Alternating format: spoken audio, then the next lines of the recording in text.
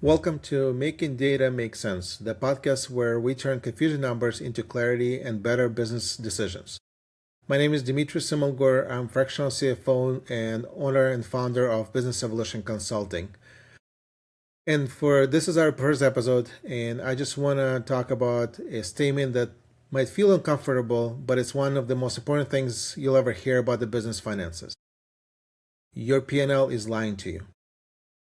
Now, let me be clear. That doesn't mean that your accounting is bad or your bookkeeping is wrong. It doesn't mean that the numbers are fake.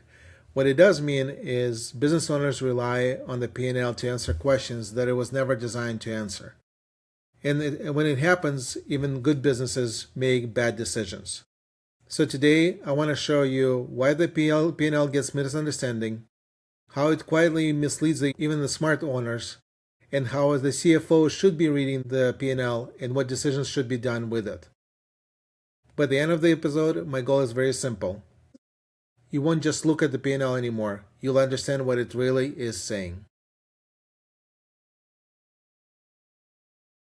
So let's dive in. Why owners trust P&L and why is that a problem? Let's start with why the P&L gets so much trust. Most business owners treat it like a scorecard. Revenue is up, that's great, let's go. Expenses are down, that's also great, let's go, we have money to spend.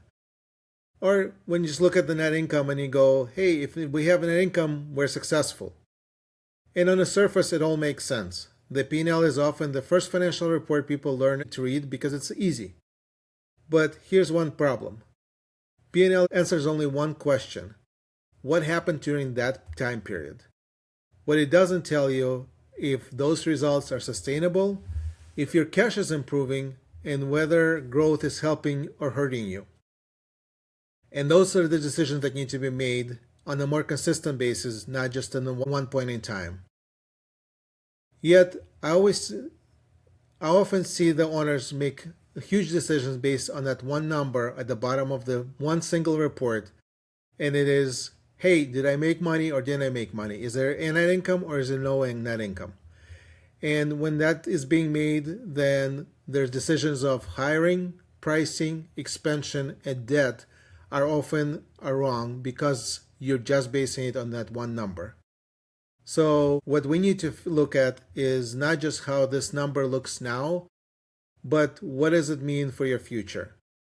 And if you don't, that's the dangerous part. A P&L could look very good. It can show great net income, but it could also hide the problem with cash and how that's going to be impacting your future business. So how does your P&L lie to you? First of all, it's not intentional lying to you. It's just the way it's structured. Profit does not necessarily mean cash, and that's the biggest problem. P&L are shown a lot of times on accrual basis, which means that revenue is recorded when it's earned, not necessarily when the cash comes in. And from that perspective, you have to be careful and make sure you look at that P&L correctly. If your P&L looks profitable, but you're tight on cash, we should always dig in and say why. What's happened? Is it because our collections are behind? Is it because we have too much loans and we are spending a lot on the principal payments? Or is it because we keep buying and increasing our inventory and that the revenue that's showing on there is now sitting as an asset on our books as an inventory that we haven't sold yet? So can P&L be profitable without the cash? Absolutely. And that's why you want to look at it on a more carefully and more flowing basis.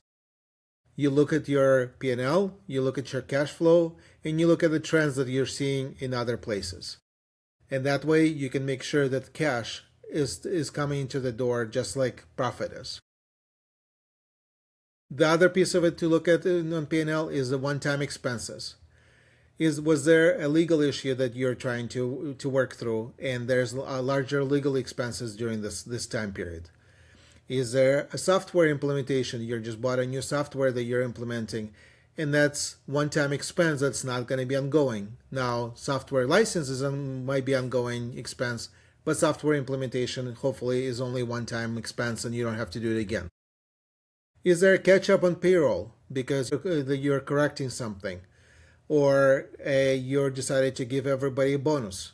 So those kind of things that are one-time expenses that need to be looked at and say, are they part of normal operations, or is this just a one-time expense and we should have an improvement next month? In order to tell that very easily, it's better to look at the trend, not just the P&L on that one month basis. Your CFO should be asking, is this a noise, or is this an ongoing, or is this more of expenses that are going to continue going? Those things that they should be analyzing and understanding and be able to tell you what is going on with your business. Because understanding what's ongoing revenue and ongoing expenses will help you determine what you should be doing with your profits and your cash. The next piece to look at is your revenue growth. If you see the revenue growing, you need to understand, are your margin also growing? What I mean by that is, if your gross margin is very tight, your revenue growth might not be as helpful as you think. For example, are your labor costs are in line with your revenue? Our materials are creeping up in cost, and that could cause gross margin to shrink. Are you offering discounts that create a lot of revenue but don't add as much to the bottom line? All those things need to be reviewed, and all of those things could be a sign of a weaker business in terms of the growth potential. Now, P&L by itself is not going to warn you because you're going to see top line growing. What you need to look at is revenue growth, but also margin. Is a margin growing? Is a margin shrinking? Or what's going on with it?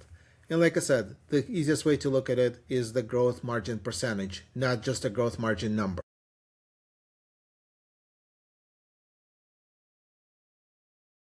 A single P&L for 1 month is dangerous in another way, because what you don't know is, how does it compare to last month? How does it compare to last year? How does it compare to what is expected? P&L might be showing great revenue, but did you expect even higher return because you just made an investment into something? Does P&L show lower expenses, but is that because you had higher expenses in the prior month, or is it just expenses that are not going to hit next month? All those things need to be looked at as a trend, not just a P&L at alone, looking at one specific line item. And that's why, like I said, CFOs should be looking at that as a ongoing, rolling, at least 12 months, maybe even further than that.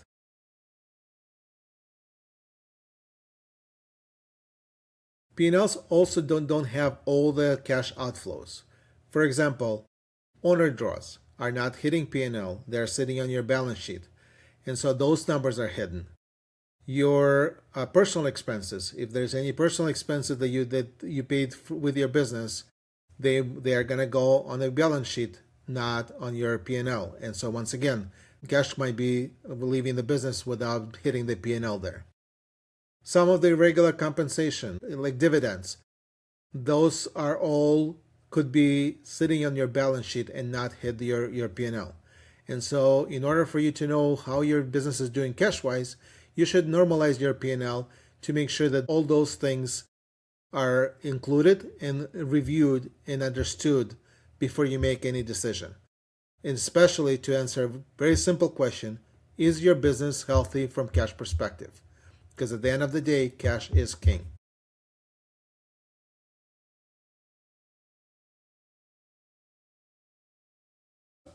Now that we talked a little bit about what P&L does or doesn't tell you, one of the things that I would suggest, and one of the things that some of the things that I look at as a CFO, is how is P&L looking? Did we make money? Yes, I always want to look at the profit and say, hey, did we make money or didn't we make money? But I also want to look at the trend. I want to look at the margin improvements or erosion. I want to look at the expenses. Where did they land, and how did those look like month over month? I also want to look at from the revenue perspective. Is it repeatable revenue? The revenue increases. Is it something that we see a trend of, or is it something that just a one-time revenue or one-time expense on the flip side? Are there any outliers we should be normalizing from the net income or from P&L to be able to understand that? What are some of the changes that happen in the industry, and how did that impact the P&L?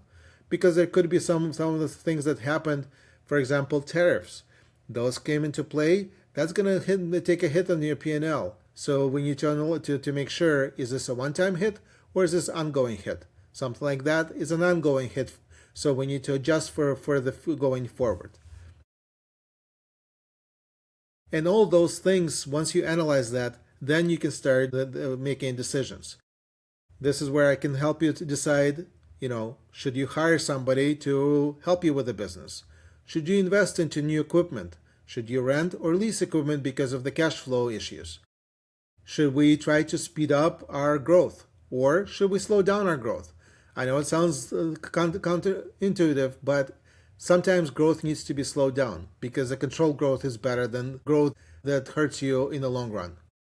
And all those things are not done just for looking at P&L, but looking at multiple reports like cash flow, like forecast, looking at your KPIs, and deciding on your strategy, because that makes a big difference.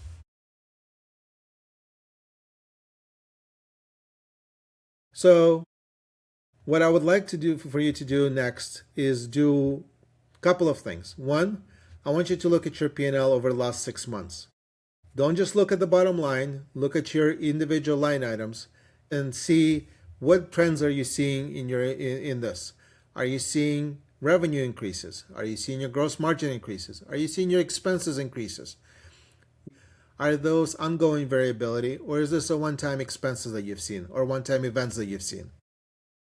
And once you look at all those, then you can tell what's going on and you can grow your business better.